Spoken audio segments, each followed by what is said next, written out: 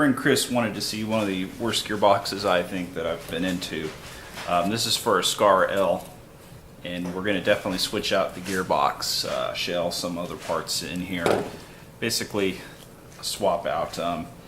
See the bushings we have, not the greatest. None of them are even glued down or anything. They're all basically holding the gears down. Some of them look like they have too much diameter removed. I wanted to talk about the shell specifically though. It's painted on the outside, but it's also got some spray paint on the inside. So this, I think it's the older Echo one because this doesn't have any trademarks or anything like that. I don't think so. Maybe you could say it's a rebrand JG or something, but definitely I don't think this is what you get anymore when if you were able to buy this gun. So, looking at this, it looks like there's either a hole here and here, or they're chipped away. Don't really want to say that because there is detail at the top here. And let's go ahead and look at that a little closer so you can see the detail. Let me move things here. So you can see there's some kind of detail that goes up and over here. And so it looks like there's a circle there. But then when we look at this thing, this side, yeah, it looks like there's a circle there and then some more detail over. So I'm thinking this is radius. Then you can see some reinforcement here. You turn the shell over, and what's weird is there is nothing there. So why would you only radius, one side and only the top here on these two spots right here? It looks like to me that some of this paint is chipping off here, and on the other side it's possible it could be cracking right in this area. See, there's something there. I'm not sure if that's the paint, but you can see this just isn't the greatest kind of gearbox. So I'm going to go ahead and open it up. Now, I usually don't wear gloves, and the reason is because I like to do quick tech work a little bit quicker, but these are somewhat tight gloves. I prefer these. Get them from Costco. I took this screw out already because that was the one I was using for the G36 test to see if the G36 is feeding. The reason for that was just to make sure. So another thing about this is these are star screws, it looks like, and yeah, they are not very great screws, I would say. I definitely do not like star screws. Someone's already been in this gearbox. There's a different screw here. You might say, well, they just switched out the screws, but oh, that's interesting. One of the screws here has a lock washer. I don't know how I didn't notice that. And over here too, just those two spots, but I guess they're made like that to have the lock washers. Here they just have the opening. So we'll go ahead and get this open. And this is all because Chris wanted to see this. Normally I don't get to film every single gun I get into, but because this one's really just an overhaul, and I can't seem to get this out. So I'll just open up another one real quick. Like I said, I don't prefer to use gloves, but nice cleanliness. I know this was over the top greased. It's sat down a little bit, few days. Yeah, see, I'm already having trouble with this. I'm not stripping it, don't worry about that. It's not even going to matter because I'm going to take this out. But can't even seem to get through the top shell here.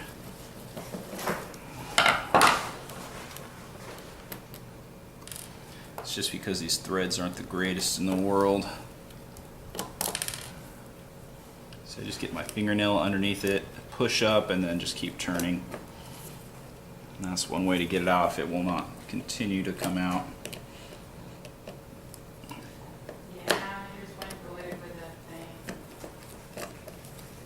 Alright, so there.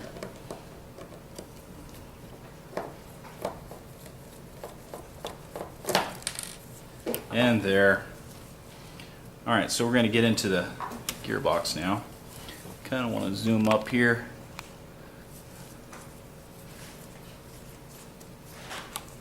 And we can see what kind of cylinder there is. Spring guide doesn't look to be the greatest, so we're going to check out the gear portion here, and I think these are going to probably stay down or move with. This one looks like it's just down. So I'm going to push down here and here. And as I start to lift this up, one thing I want to say is, where's the screwdriver I need that I use?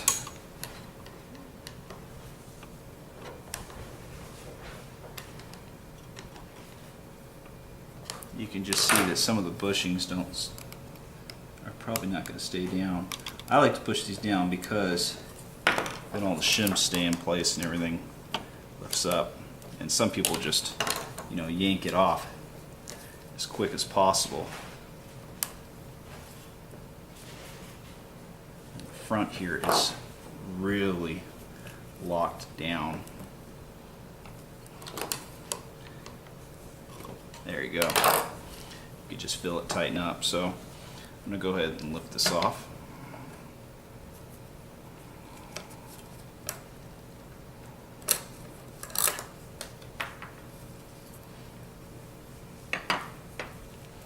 And you can just see how bad the grease is on this.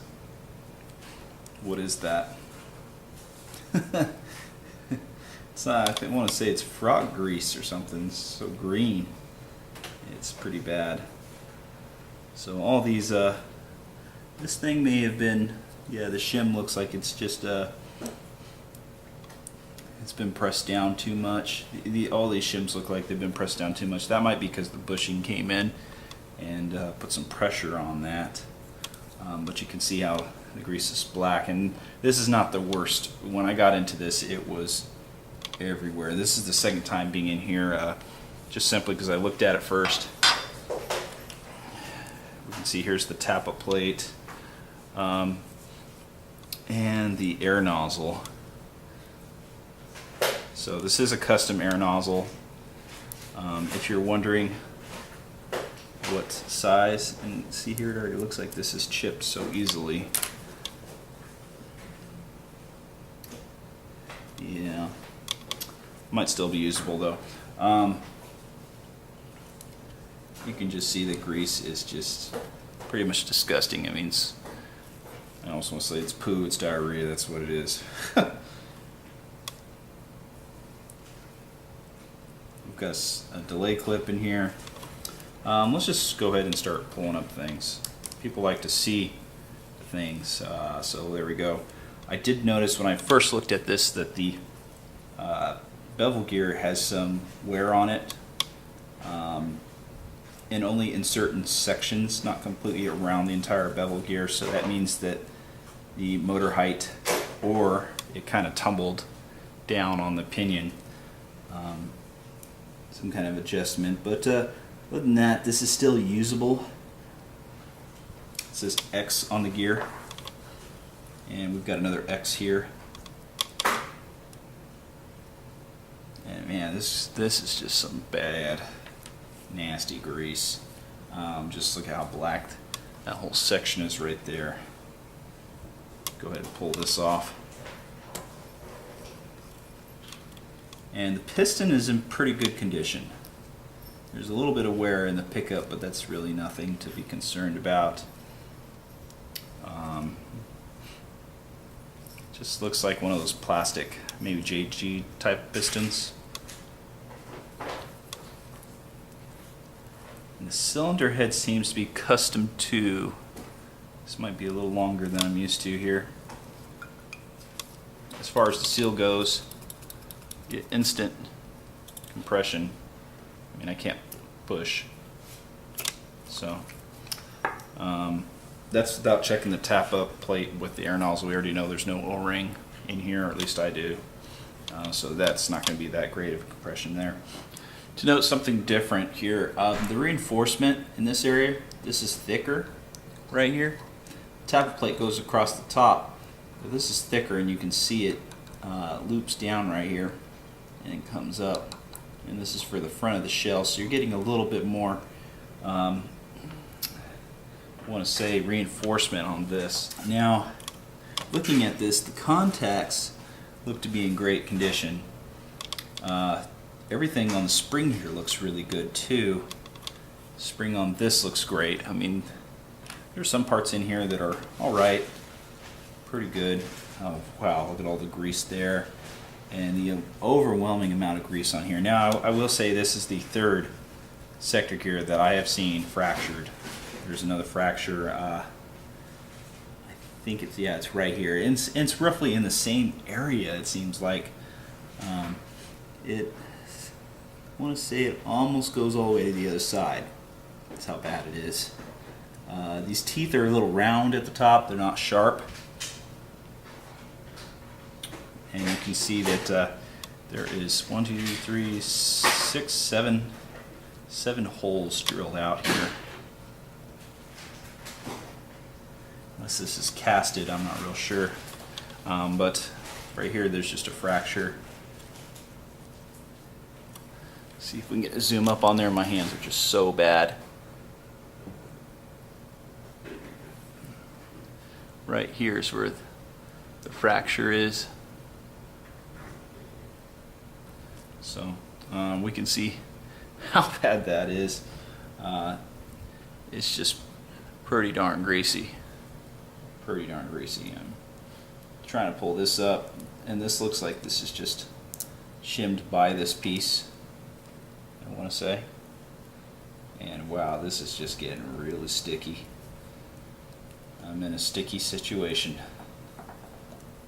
and I just can't seem to get this up. Because it's that gruesome. Let's go ahead and pull this off first and then just grab the gear here. And wow, there's a lot of grease there. This looks okay. This is X on this gear, so all of these say X. That's pretty gross. Stock shimming. I don't see any real wear, other than I said like the beveled pinion. Let's zoom back out here. I want to check the trigger. It looks like it's a long trigger pull. Gosh, my hands are just so bad. I'm trying to see where the cutoff is exactly, and I just can't do that with this kind of stuff, so I'm going to take this off.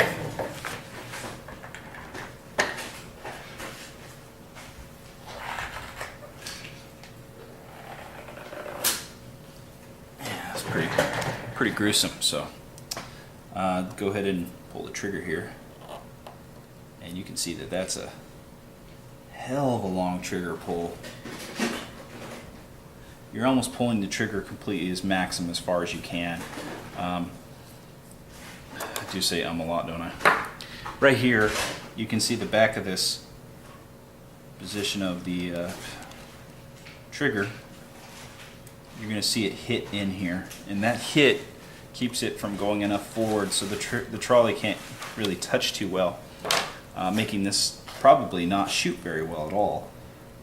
That was probably what would happen in this situation. You can see it just cannot go any further, and that's as far as I can pull the trigger.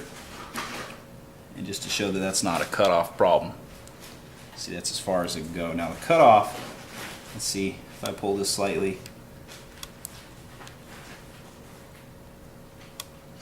I'm holding the cutoff down, and this is interesting. The trolley is moving it, which should not be happening. That should not be happening at all. So I'm going to think that the semi doesn't even work in here. It's probably busted on there.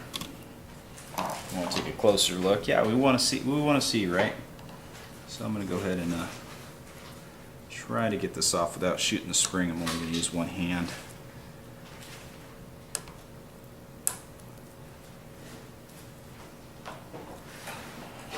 Usually I just use the pliers. I don't see my pliers nearby though. There we go. Go ahead and pull this out and get access to. Oh, you can just hear the this dirt, the grind in there. This doesn't even. I'm sure this doesn't even hold it very well. All right, so go ahead and pull this out here.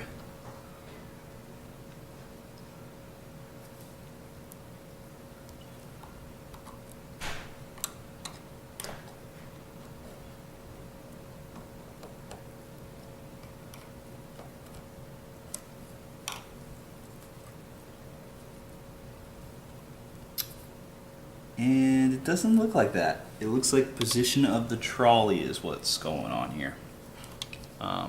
Close-up of the piece.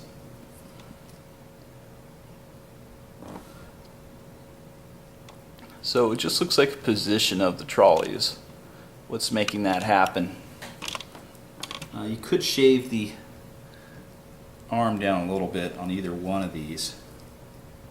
This looks like a really good trolley. The pin goes through all the way to the other side.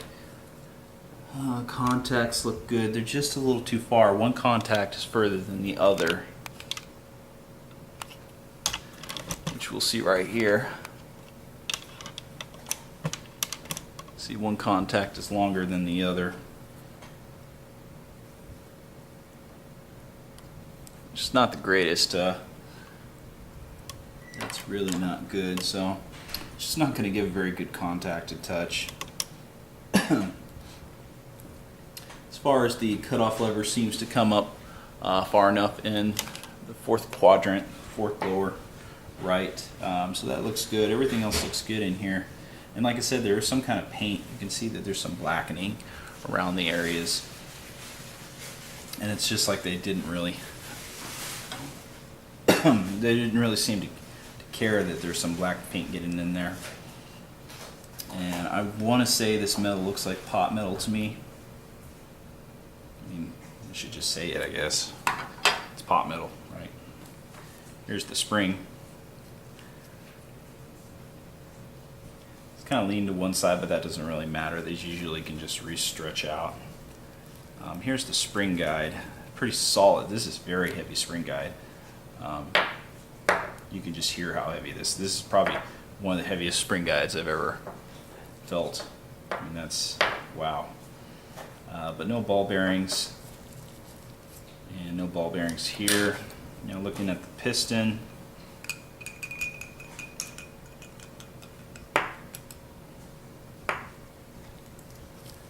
try to use one hand here. Looking at the piston, there is no ball bearings. No, it actually looks like there are ball bearings in there. There's a plastic piece and then it's screwed in, and it does look like there's ball bearings in here. Sometimes you can just shake it and hear it. That's how you know if the ball bearings are able to rotate.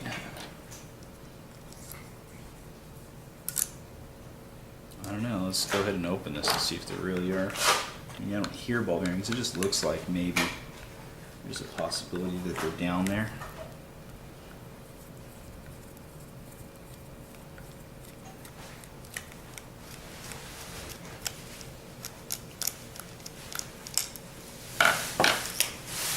And I was right.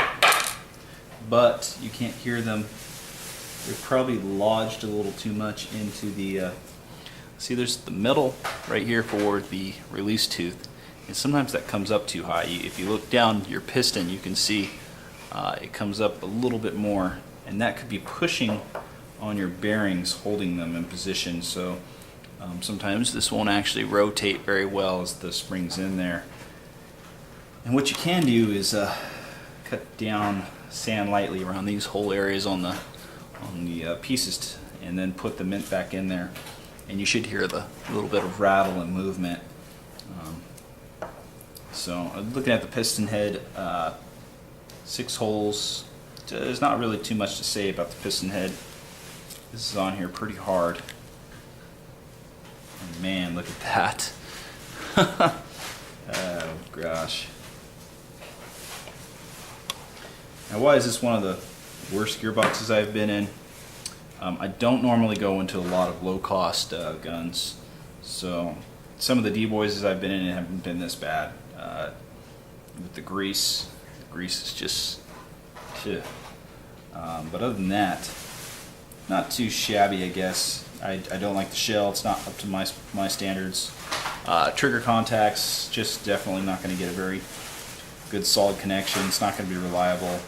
The cutoff doesn't seem to be positioned properly with the trolley, maybe not positioned properly, so you're not going to get a really good semi pull on that.